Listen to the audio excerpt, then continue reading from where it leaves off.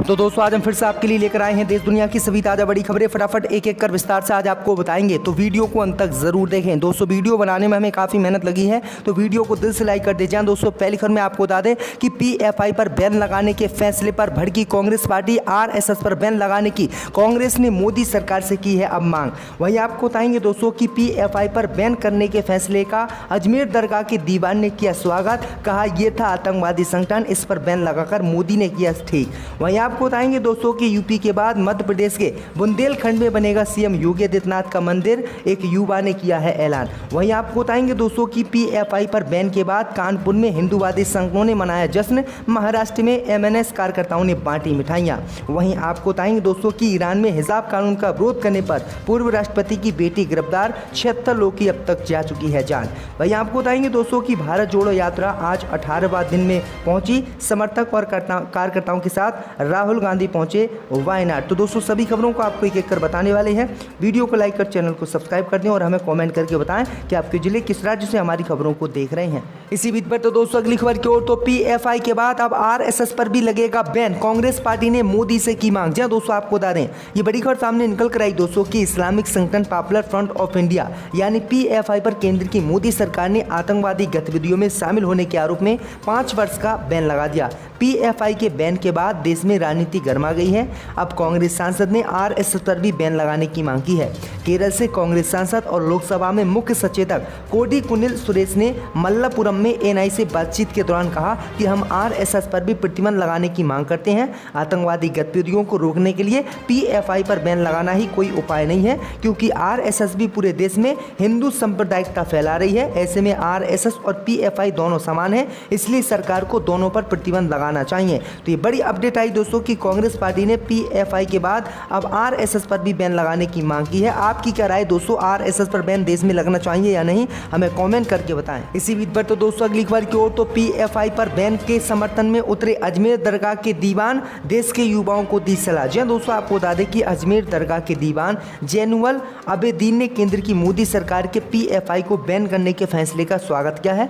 दरगाह दीवान ने कहा है कि PFI पर बहुत पहले बैन लग जाना चाहिए था। केंद्र सरकार का PFI को बैन करने का फैसला काबिले तारीफ है। ये 5 साल पहले से षड्यंत्र रच रहे थे, लेकिन जांच पड़ताल के बाद ये कदम उठाया गया है। अब कोई गुंजाइश नहीं है। केंद्र सरकार के PFI को बैन करने के फैसले के बाद दरगाह दीवान ने बयान जारी कर कहा कि इस किस्म की जितनी भी जमातें काम कर रही हैं उनके खिलाफ भी सख्त से सख्त कार्रवाई की जाए, ताकि देश की एकता और अखंडता बनी रहे। दरगाह दीवान ने नौजवानों से आग्रह किया है कि वे ऐसे संगठनों के बहकावे में नहीं आए, देश हित में काम करें। देश अगर सुरक्षित है तो हम सुरक्षित हैं। किसी भी संस्था या विचार से बढ़कर देश होता है। यदि कोई देश को तोड़ने की बात करे या इस देश की एकता को तोड़ने की बात करे तो हम उसके साथ किसी भी कीमत पर नहीं रहेंगे। तो ये बड़ी अपडेट आई दोस्तों कि अजमेर दरगाह दीवान BJP के समर्थक हैं और उन्होंने किस तरह से PFI पर बैन लगाने के फैसले का स्वागत किया है। आपकी क्या राय इस खबर पर हमें कमेंट में जरूर बताएं। इसी बीच पर तो दोस्तों अगली खबर की ओर, तो यूपी के बाद मध्य प्रदेश के बुंदेलखंड में बनेगा CM योगी आदित्यनाथ का मंदिर। जब दोस्तों आपको बता दें कि उत्तर प्रदेश के बाद मध्य प्रदेश के बुंदेलखंड में उत्तर प्रदेश के मुख्यमंत्री योगी आदित्यनाथ का मंदिर बनने जा रहा है। उनकी लोकप्रियता कहें या धर्म के प्रति उनका समर्पण, उनसे प्रभावित होकर उनके फॉलोवर अब उन्हें भगवान की तरह पूजने लगे हैं। सागर संभाग के निवाड़ी के जिले में एक MBA पास सन्यासी अपने निजी आश्रम में योगी आदित्यनाथ का मंदिर मध्य प्रदेश में बनवा रहा है।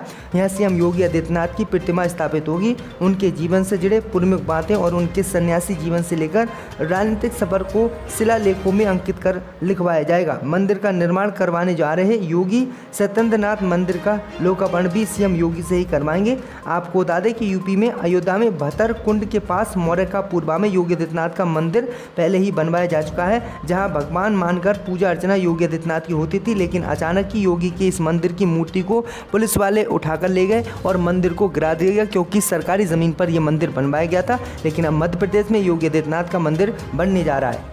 इसी बीच पर तो दोस्तों अगली खबर की ओर, तो PFI पर बैन के बाद कानपुर में बीजेपी नेताओं ने मनाया जश्न, महाराष्ट्र में एमएनएस कार्यकर्ताओं ने बांटी मिठाई।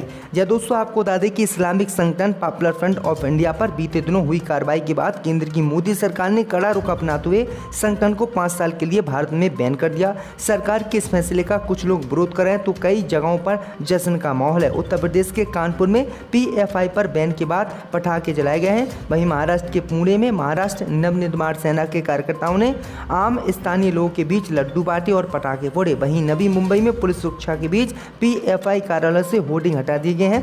पीएफआई पर लगे प्रतिबंधों को लेकर तरह तरह की प्रतिक्रियाएं सामने आ रही हैं। पीएफआई पर लगे बैन पर ऑल इंडिया मुस्लिम जमात के राष्ट्रीय अध्यक्ष मौलाना साबुद्दीन रजवी ने बयान दिया है। उन्होंने कहा है कि सरकार ने कट्टरपंथी संगठन पीएफआई पर प्रतिबंध लगाकर अच्छा कदम उठाया है, जबकि कई मुस्लिम संगठन इसका विरोध कर रहे हैं और कह रहे हैं कि अगर पीएफआई पर बैन लगा है तो आरएसएस पर भी बैन लगना चाहिए। इसी बीच पर तो दोस्तों अगली खबर की ओर तो आजम खान जौहर यूनिवर्सिटी को लेकर फिर से पहुंचे सुप्रीम कोर्ट। योगी सरकार यूनिवर्सिटी पर कर रही है कब्जा। दोस्तों आपको बता दें कि मोहम्मद अली जौहर यूनिवर्सिटी पर कब्जे को लेकर योगी सरकार के खिलाफ अब समाजवादी पार्टी के नेता और रामपुर से विधायक आजम खान सुप्रीम कोर्ट पहुंच गए हैं। आजम खान की याचिका पर सुप्रीम कोर्ट कल यानी 29 सितंबर को सुनवाई करेगा। दरअसल आपको बता दें कि सीजेआई यूयू ललित की पीठ के समक्ष आजम खान के वकील कपिल सिब्बल ने यूनिवर्सिटी का जिक्र किया और मामले की सुनवाई का आग्रह किया। दरअसल आपको बता दें कि जौहर यूनिवर्सिटी पर बीते दिनों ताबड़तोड़ योगी सरकार की तरफ से कार्रवाई की जा रही है। कार्रवाई के बाद आजम खान पर 3 और केस दर्ज किए गए हैं। इसके बाद यूपी सरकार द्वारा कथित तौर पर यूनिवर्सिटी पर कब्जा करने की कार्रवाई के खिलाफ याचिका आजम खान ने दायर की और इस मामले में अब आजम खान ने सुप्रीम कोर्ट का रुख किया। आजम खान के वकील कपिल सिब्बल ने कहा है कि जौहर यूनिवर्सिटी में नगर निगम की मशीन मिलने से लेकर कई अन्य तरह की बातें कही जा रही है। यूनिवर्सिटी पर कार्रवाई से बच्चों की पढ़ाई भी बाधित हो रही है, इसलिए सरकार यूनिवर्सिटी पर कब्जा करना चाहती है, जो हम करने नहीं देंगे। तो ये बड़ी अपडेट आई दोस्तों की योगी सरकार एक बार फिर से आजम खान की यूनिवर्सिटी पर कब्जा करने की तैयारी कर रही है। इसी बीच पर तो दोस्तों अगली खबर की ओर तो ईरान में हिजाब कानून का विरोध करने पर पूर्व राष्ट्रपति की बेटी गिरफ्तार, 76 लोगों की गई अब तक जान। दोस्तों आपको बता दें कि ईरान में हिजाब विरोधी आंदोलन हर दिन तेजी के साथ बढ़ता जा रहा है और ये आंदोलन हिंसक होता जा रहा है। इसी कड़ी में अब हिजाब कानूनों की मुखालफत करने सड़कों पर खुले बाल पश्चिमी पोशाक पहनकर उतरी 20 साल की हदीस नफीजा की ईरान पुलिस ने फायरिंग करके मौत कर दी। दरअसल आपको बता दें कि अब इससे इतर बड़ी कार्रवाई है। दरअसल आपको बताइए दोस्तों कि राष्ट्रपति जो ईरान के पूर्व राष्ट्रपति की बेटी है जिसका नाम फैजल हाशमी को जो है पुलिस ने गिरफ्तार कर लिया है। उन पर दंगा भड़काने का आरोप लगाया है।